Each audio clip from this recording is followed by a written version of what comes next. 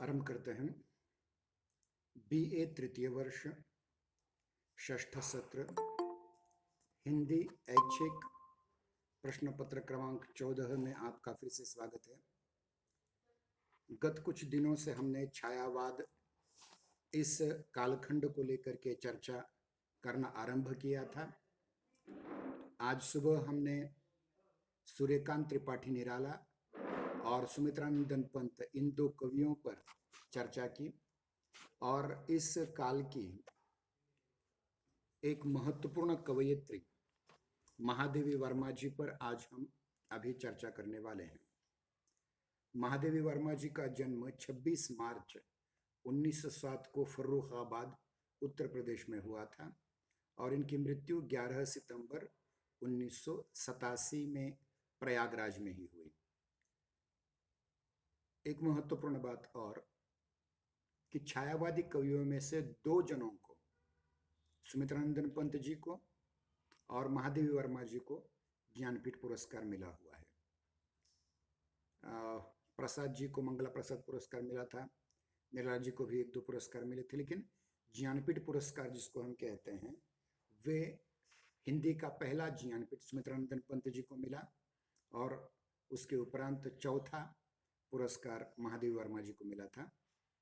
महादेवी वर्मा जी का जब जन्म हुआ तब होली चल रही थी और महादेवी वर्मा जी के बारे में सबसे महत्वपूर्ण बात, इनका विवाह बाल विवाह हो चुका था, लेकिन ये पहली लेखिका या कवयित्री हैं जिन्होंने पढ़ाई के लिए अपने विवाह बंधन को तोड़ दिया था। बचपन में उन्हें संस्कृत पढ़ने नहीं दिया गया, लेकिन बाद में उन्होंने पढ़ने के उपरांत संस्कृत के, खास करके वेदों के कुछ सूक्तों का हिंदी अनुवाद किया। एक महत्वपूर्ण बात और यह भी है कि महादेवी वर्मा जी ने आगे चल करके MA तक पढ़ाई की और बाद में उन्होंने प्रयागराज में ही महिला विद्यापीठ की स्थापना की, जिसकी वो पहली कुलगुरु थी, पहली कुलपति थी। हालांकि बहुत बड़ा काम इन्होंने किया हुआ है। एक महत्वपूर्ण बात यहाँ कहनी थी कि इनकी आरंभिक शिक्षा उन्होंने घर पर ही ग्रहण की थी। इसके बाद वे प्रयाग या इलाहाबाद में उनकी विधिवत शिक्षा हुई। उन्होंने सन 1933 में फिलॉसफी अर्थात दर्शन शास्त्र में MA किया। बाद में उन्होंने ब्रजभाषा में कविता लिखना आरंभ किया। उसके उपरांत खड़ी बोली में लिखना आरंभ किया और शीघ्र ही उन्होंने हिंदी के काव्य क्षेत्र में बहुत बड़ा नाम किया। वे एक कुशल चित्रकार भी थे, इसलिए उनकी कविताओं में चित्रों जैसी संरचना का आभास मिलता है। वे प्राणियों से बहुत प्रेम करते थे। आपने उनके बारे में यह देखा होगा, सुना होगा कि उनके घर में नीलकंठ नाम का मोर, गौरा नाम की गाय, द्रुमुख नाम का खरगोश, गिल्लू नाम का गिलहरी का बच्चा, ऐसे अनेक प्राणियों को उन्होंने अपने घर में, प्राणियों पक्षियों को पाल करके रखा था। और कविता के क्षेत्र में उनका प्रधान रचनाकार काल जो है वो 1924 से लेकर के 1942 तक का है। छायावादी युग में इनके क्रमशः कुछ काव्य संग्रह प्रकाशित हुए, जिनमें निहार 1930, रश्मि 1932, निरिजा 1935, सांध्य गीत 1936। 1940 में इन्हीं चारों काव्य ग्रंथों का एकत्रित संग्रह प्रकाशित किया गया, जिसको एक नया नाम दिया गया यामा, और इसी यामा पर उन्हें आगे चल करके 80 के दशक में ज्ञानपीठ पुरस्कार भी प्राप्त हुआ। महादेवी वर्मा की कविताओं में आरंभ से ही विस्मय, जिज्ञासा, व्यथा और आध्यात्मिकता के भाव मिलते हैं। ये भाव निरंतर अधिक प्रौढ़ और परिमार्जित होते गए हैं, किंतु उनमें वैसी अनेक रूपता नहीं मिलती जैसे निराला और पंत में मिलती है। और मैंने इससे पूर्व भी कहा था कि छायावाद काल के जो प्रधान 4 कवि हैं, इनमें से प्रसाद और महादेवी पूरे छायावादी हैं, लेकिन निराला और पंत ये बाद में प्रगतिवादी और बाद में अलग अलग काव्य प्रवृत्तियों से आप्लावित हुए। प्रसाद जी के काव्य में अनुभूति और विचार की निरंतर व्यापकता की ओर अग्रसर होती दिखाई देती है, परंतु महादेवी वर्मा के सभी गीतों में अनुभूति और विचार के धरातल पर एकान्विति मिलती है। इसलिए महादेवी वर्मा को संपूर्ण छायावादी कवयित्री कहा जा सकता है, क्योंकि इनकी कविता में छायावाद के अलावा अन्य कुछ भी नहीं है, जो हमें प्रसाद, पंत, निराला में दिखाई देता है। महादेवी वर्मा जी की भावभूमि गीति काव्य के लिए ही उपयुक्त है, क्योंकि ये स्वानुभूति की प्रत्यक्ष विवृत्ति करती हैं। इनके अनुसार सफल गीत वही है जिसमें संयमित भावातिरेक की व्यंजना होती है। सुख दुख की भावावेशमयी अवस्था विशेष का गिने चुने शब्दों में स्वर साधना से उपयुक्त चित्रण कर देना ही गीत है।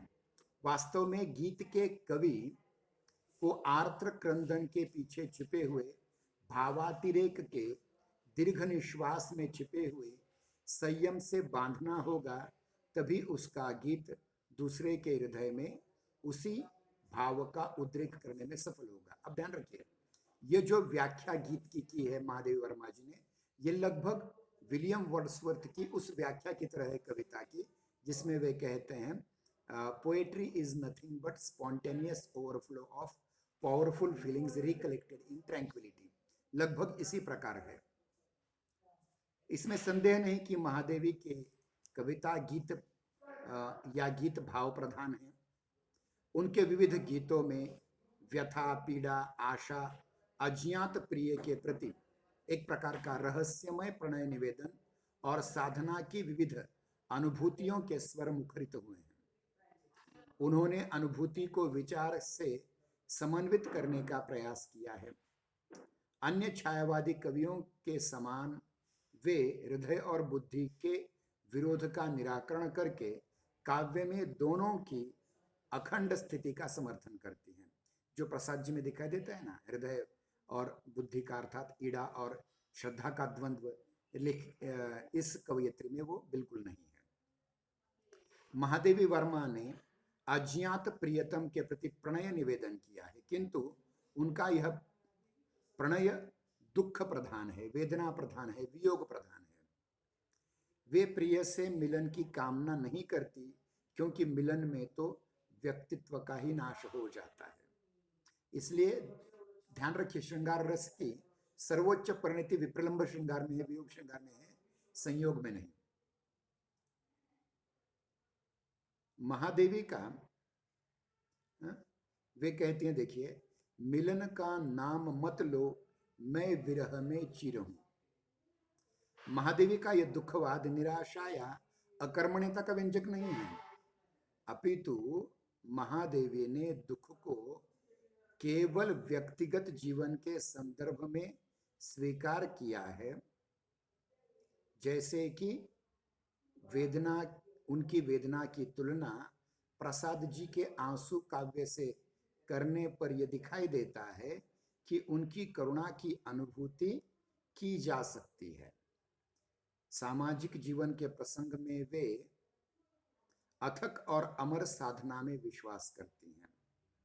अपनी पीड़ा का वर्णन उन्होंने इन शब्दों में किया है, अमरता उसमें मनाती है मरण त्योहार, यानी मरण भी एक प्रकार से त्योहार है, क्षण है, उत्सव है।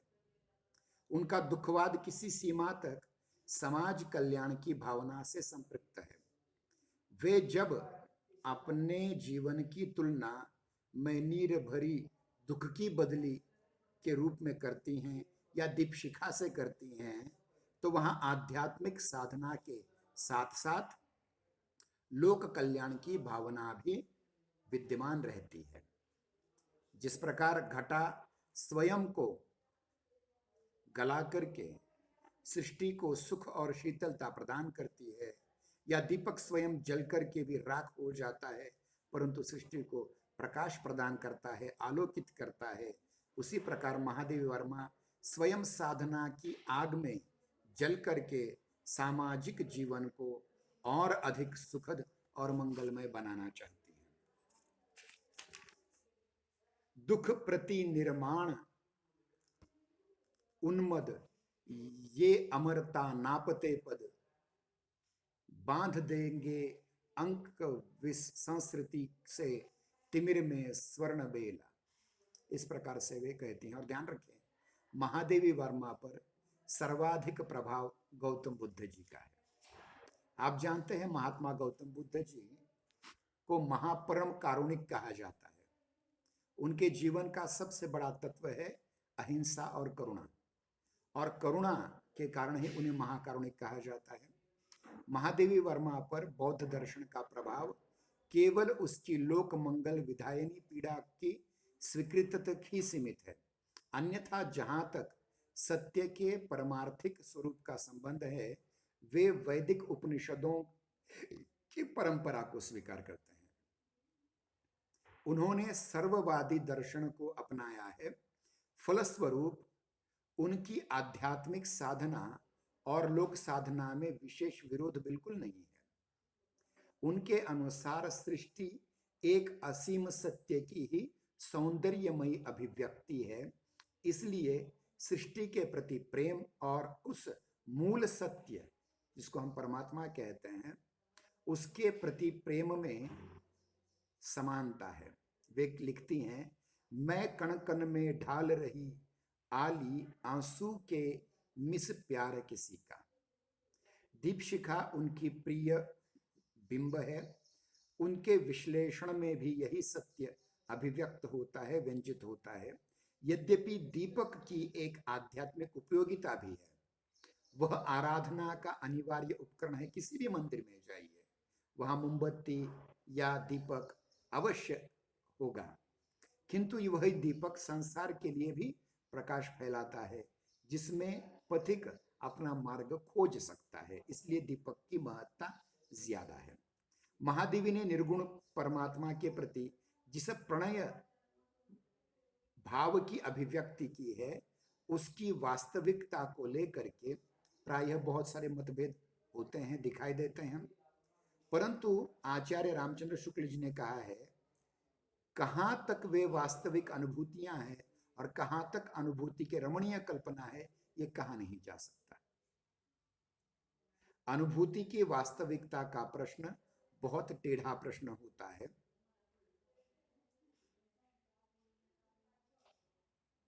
परंतु शुक्ल जी ने भी इस विषय में एक निश्चित मत प्रतिपादन नहीं किया है।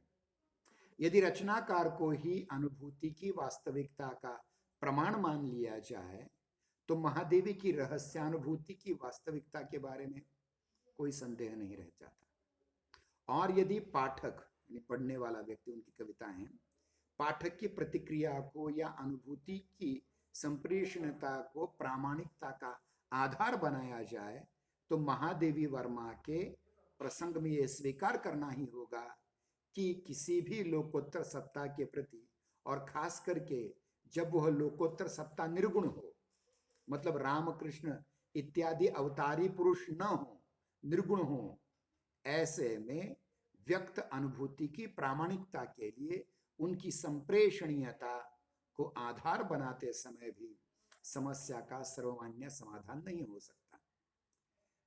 अगर भक्ति काल में देखें जिनका साधनात्मक रहस्यवाद रहा है मलिक मोहम्मद जैसी, या भावात्मक रहस्यवाद रहा है संत कबीर, उनकी रहस्यानुभूति और निर्गुण भक्ति का तथा सूरदास के द्वारा व्यंजित माधुर्य भक्ति भाव की के विषय में यह शंका उठाई जा सकती है कि क्या ऐसी अनुभूति हो सकती है।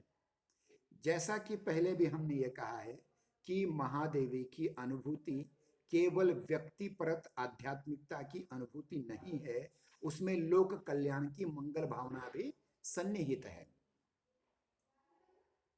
इससे जो आस्था, जो साधना और जो आत्म बलिदान के रूप में गीतों में बिखरी हुई मिलती है, वह बहुत ही महत्वपूर्ण है।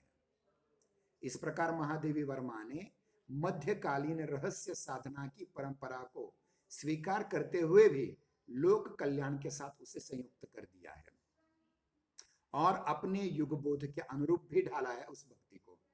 इसलिए देखिए मीरा को महादेवी वर्मा को आधुनिक मीरा कहा जाता है। यह रहस्यवाद उसका एक आयाम है जिसके उद्घाटन का श्रेय महादेवी वर्मा जी को जाता है। इसके लिए उन्होंने अभिव्यक्ति की सांकेतिकता और सूक्ष्मता को के अतिरिक्त प्रतीक विधान और अलंकारिकता का भी सफल संयोजन किया है। अब ये महादेवी वर्मा के बारे में रहा। अब महादेवी वर्मा की कुछ पंक्तियां हम आपके सम्मुख प्रस्तुत करने का प्रयास करेंगे। ध्यान रखिए, महादेवी वर्मा के काव्य में करुणा और वेदना का जो तत्व है उसको लेकर के पहले हम चर्चा करेंगे। उनकी कृतियां, चाहे वो निहार हो, रश्मि हो, निर्जा हो या दीपशिखा हो या फिर इनसे एकत्रित किया हुआ यामा काव्य संग्रह हो, इसमें वे कहती हैं, मैं नीर भरी दुख की बदली, परिचय इतना इतिहास यही, उमड़ी कल थी आज मिट चली। यही क्षणभंगुरत्व जीवन का है और वो भी दुख में। महादेवी वर्मा जी गद्य में लिखती हैं, दुख मेरे निकट जीवन का ऐसा काव्य है जो सारे संसार को एक सूत्र में बांध कर रख सकता है, उसकी क्षमता रखता है। मनुष्य सुख को अकेले भोगना चाहता है परंतु दुख को सबको बांट देना चाहता है, और वो विश्व जीवन में अपने जीवन को, विश्व वेदना में अपनी वेदना को इस प्रकार से मिला देना चाहता है जिस प्रकार एक जल बिंदु समुद्र में मिल जाना चाहता है। मतलब अपना दुख वो वैश्विक दुख बनाना चाहता है। महादेवी वर्मा की विरहानुभूति का इस प्रकार से उनकी प्रेयसी नाम की कविता में वर्णन किया गया है। घेर अंग अंग को लहरी तरंग वह प्रथम तारुण्य की, ज्योतिर्मय लता सी हुई मैं तत्काल, घेर निज तरुतन खिले नयन पुष्प सुगंध को, इस प्रकार से। और वे प्रेम और की गहन वेदना को बताते हुए लिखती हैं, मेरे बिखरे प्राणों में सारी करुणा ढुलका दो, मेरी छोटी सीमा में अपना अस्तित्व मिटा दो, पर शेष नहीं होगी यह मेरे प्राणों की क्रीड़ा, तुमको पीड़ा में ढूंढा, तुम में ढूंढूंगी पीड़ा। करुणा की प्रधानता दिखती है उनके काव्य में। वे लिखती हैं, शून्य मंदिर में बनूंगी आज मैं प्रतिमा तुम्हारी, अर्चना हो शूल भोले वार दृग जल अर्घ्य हो लें, आज करुणा स्नात उजसा दुख ही मेरा पुजारी। इस प्रकार से वे दुख को महत्व देते हैं, करुणा को महत्व देती हैं। और एक महत्वपूर्ण बात, इनमें नारी सुलभ सात्विकता भी दिखाई देती है। वे लिखती हैं, जो तुम आ जाते एक बार, कितनी करुणा कितने संदेश पथ में बिछ जाते, बन पराग जो तुम आते एक बार, गाता प्राणों का तार तार अनुराग भरा उन्माद राग, आंसू लेते वे पद पखार, जो तुम आते एक बार, जो तुम आते एक बार। इस प्रकार से वे बहुत महत्वपूर्ण बातें यहाँ कह रही हैं। महादेवी वर्मा आध्यात्मिक सोच भी रखती हैं। वे कहती हैं, कुमुद दल से वेदना के दाग में पहुंचती, जब आंसुओं से रश्मियां चौंक उठती, अनिल के निश्वास छू तारिकाएं चकित सी अनजान सी, तब बुला जाता मुझे उस पार जो दूर के संगीत सा, वह कौन है, वह कौन है, अर्थात परमपिता परमात्मा की बात वो करती हैं। इतनी ही नहीं, वो भक्ति की तन्मयता से भी युक्त हैं।